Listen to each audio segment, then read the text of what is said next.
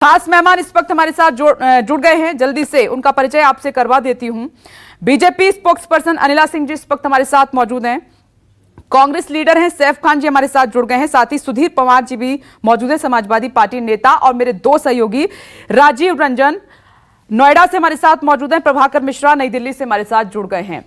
राजीव, आपसे शुरुआत कर रही हूं। सबसे पहले, हेट स्पीच का दौर हिंदुस्तान में लगातार क्यों जारी है? आखिर क्यों ये हेट स्पीच दी जा रही है? क्या नेताओं को नहीं पता है कि अगर वो इस तरीके के विवादित बोलेंगे तो माहौल देश का खराब होगा? इसके पीछे का मकसद क्या है? बड़ा सवाल यह है कि पार्टी के बड़े नेता कोई एक्शन क्यों नहीं लेते हैं? जब बड़ी बड़ी बातें करते हैं क्यों वो चुप हैं?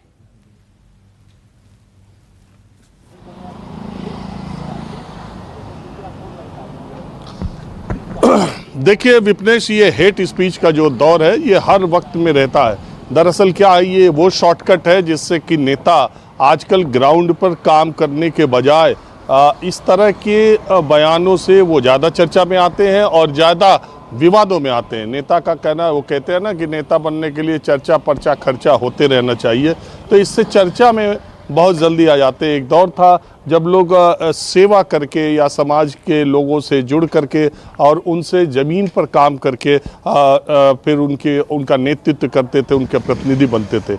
आज का दौर कुछ और है। आज नेता अपनी पहचान अपने विवादित बयानों की वजह से दे रहे हैं। देखिए जिस तरह से अपराधियों पर बुलडोजर कई राज्यों में चल रहे हैं, अगर एक बुलडोजर हेट स्पीच देने वाले नेता के घर पर भी चल जाए तो मुझे लगता है कि ये जो प्रक्रिया है वो बंद हो जाए। लेकिन मुश्किल ये है कि तमाम बड़े पदों पर आज बैठे लोग भी एक समय में हेट स्पीच देने के माहिर माने जाते थे। आज जो संसद में है, आज जो विधानसभाओं में है, वो भी हेट स्पीच देने में किसी समय उनकी जुबान बहुत तेज चला करती थी। संवैधानिक पदों पर बैठने के बाद थोड़ा उसमें परिवर्तन आया।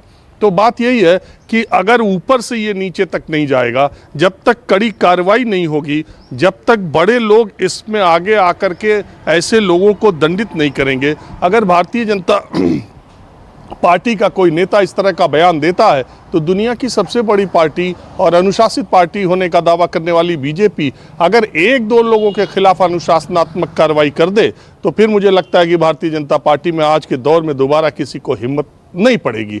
ठीक इसी तरह कांग्रेस पार्टी जो अपने को सबसे बड़ी धर्मनिरपेक्ष पार्टी मानती है, अगर उनके नेता भी कुछ ऐसा करते हैं, अगर वो पार्टियां खुद से ही अनुशासन करने लगे, अनुशासन दिखाने लगे तो शायद इसकी कमी हो। लेकिन बात तो उल्टी होती है, उसको हवा ज़्यादा दी जाती है, विवादित बयानों को हवा ज़्यादा दी जाती है, उस नेता का कद बढ़ता है, उसे फूल मालाएं पहनाई जाती हैं। और अदालतों में आप देखिए, अभी आपने बताया कि दिल्ली की धर्म संसद में दिल्ली पुलिस ने अदालत में जाके कह दिया कोई हेट स्पीच नहीं दी गई है। 2012 के मामले में MIM नेता असदुद्दीन ओवैसी के भाई अकबरुद्दीन, पूरी दुनिया ने देखा था कि उन्होंने हेट स्पीच दी थी, लेकिन अदालत ने उनको सबूतों के अभाव में बरी कर दिया। कल की ही बात है, 2012 का वो मामला है। अदालतों में भी साक्ष्य मिलते नहीं है, सबूतों के अभाव में बरी कर दिए जाते हैं।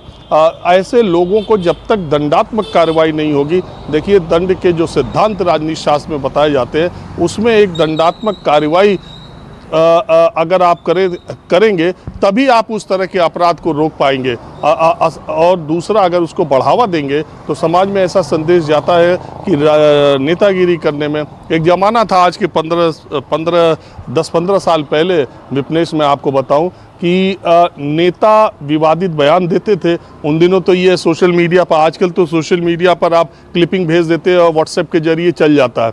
उस समय तो ऐसा था नहीं। तो जब हम लोग रिपोर्टर थे तो कई बार नेता हमको कहते थे कि टेप आपके यहाँ भिजवा रहे हैं, उसमें मसालेदार है, एक बार चला दीजिएगा। और जब वो सुना जाए तो लगे कि इसको टीवी पर कैसे चलाया जा सकता है, ये इतना विवादित बयान है। तो नेता ये कोशिश हमेशा से करते रहे, लेकिन आजकल ये सोशल मीडिया और ये तुरंत की चीज़ें जो यहाँ से वहाँ पहुँच जा रही हैं और ज़्यादातर लोगों तक पहुँच जा रही हैं। पहले इन चीज़ों को बहुत हद तक सेंसर कर लेती थी जो इंस्टीट्यूशनल मीडिया है, जो संस्थागत पत्रकारिता है, पत्रकार है, जिससे समाज में गलत संदेश जाए, ऐसी चीज़ों को रोक दिया जाता था। लेकिन अब सोशल मीडिया के ज़माने में लोग वीडियो बनवा रहे हैं, बोल रहे हैं, उसको सर्कुलेट कर रहे हैं और फिर उसके बाद वो खुद मेन स्ट्रीम मीडिया का तक पहुंच जा रहा है।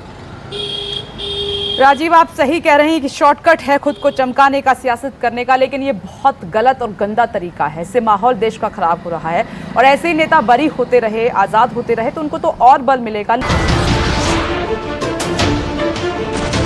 नमस्कार, मैं हूं मानक गुप्ता। अगर आपको हमारा ये वीडियो पसंद आया हो तो इसे लाइक और शेयर जरूर करें और हाँ, हमें सब्सक्राइब और फॉलो करना ना भूलें ताकि आप देश और दुनिया की कोई खबर मिस ना करें। तो जुड़े रहिए हमारे साथ और देखते रहिए न्यूज़ 24।